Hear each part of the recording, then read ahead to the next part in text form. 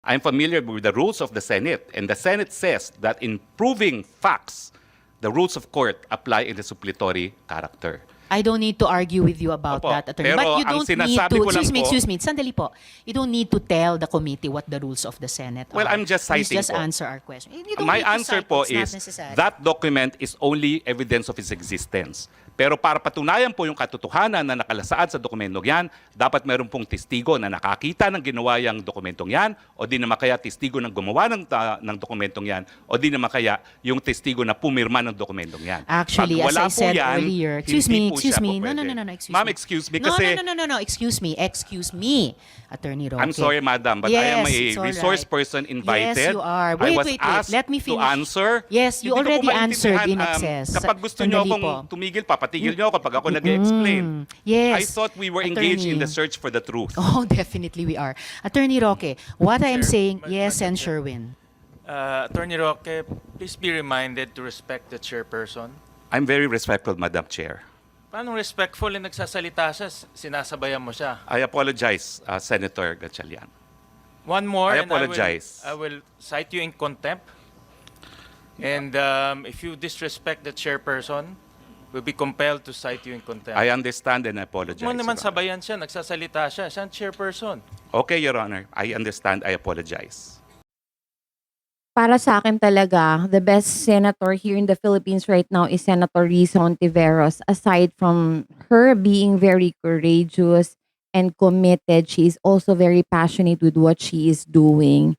And makikita mo, she's very hardworking talaga. And wala siyang paligoy-ligoy. Ang swerte natin na meron tayong isang senador na kagaya ni Risa Ontiveros.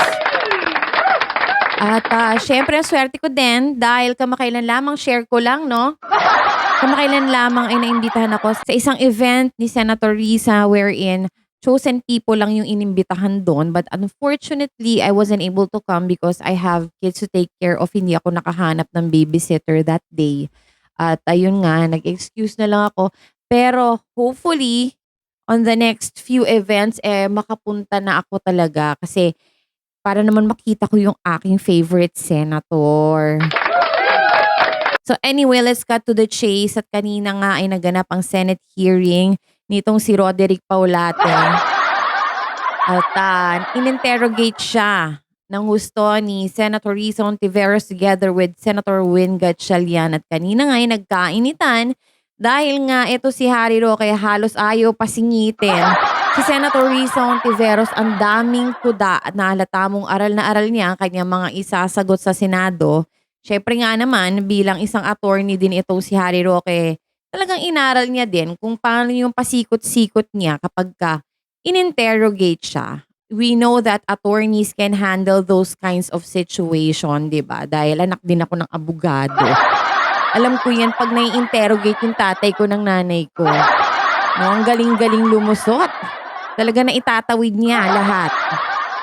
At syempre, bilang isang tuta ng mga Duterte, alam na natin na aral at talagang tactics nila yung mga ganyan, no? Yung alam na alam ko ano yung mga sasabihin at isasagot, no? Dahil matatalino yung mga yan kahit papano. At kung yung mga anak ay hindi marunong sumagot, yung tatay ay maraming kuda. So kanina, when questions are being asked kay Harry Roque, kitang-kita mo sa kanya yung kanyang tactics, no? Yung parang i-intimidate ka kasi ang dami niyang sagot, tapos nagtatapang-tapangan siya. Usually kasi yung mga ganun talaga is technique nila yon para mapangunahan ka nila. Pero unfortunately, it doesn't work with these senators kasi mas matatalino itong mga ito kaysa sa kanya. Diba? Ang dami niya sinasabi. Siguro, para lahat niya na kaagad kung ano yung nasa utak niya kasi baka mawala. Baka makalimutan niya yung mga sasabihin niya.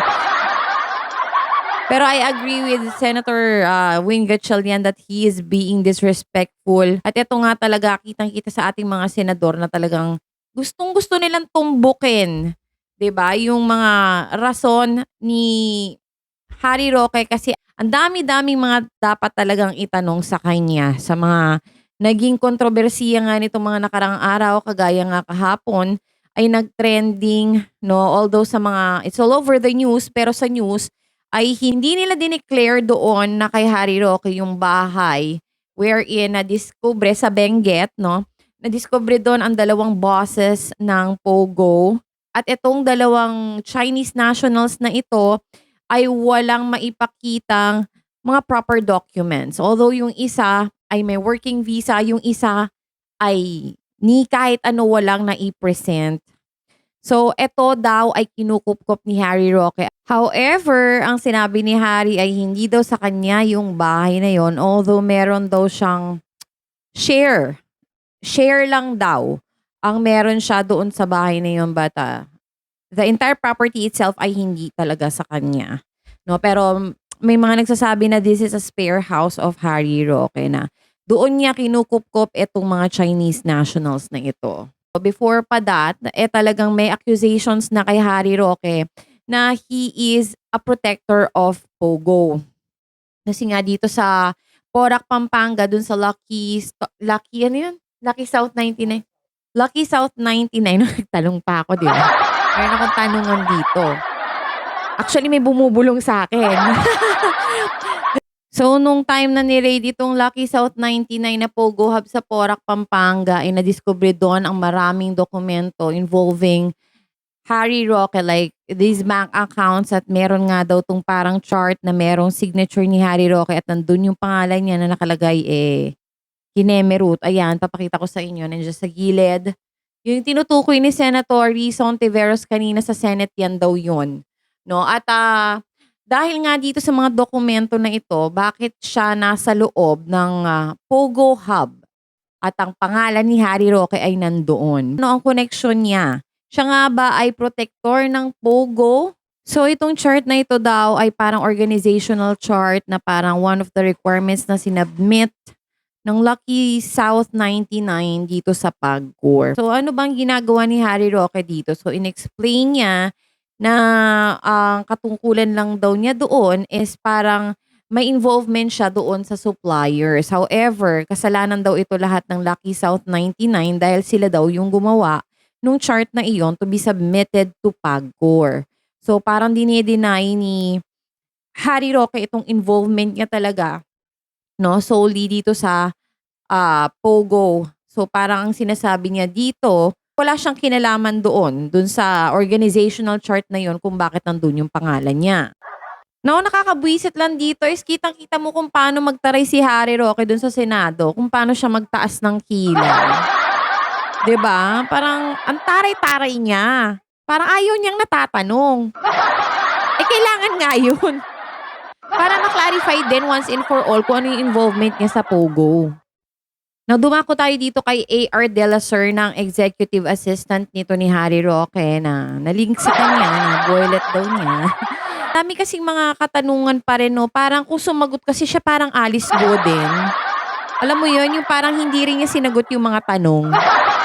Para maghahang ka pa rin dun sa tanong mo kapag ilang beses mo siyang tinanong, ganon.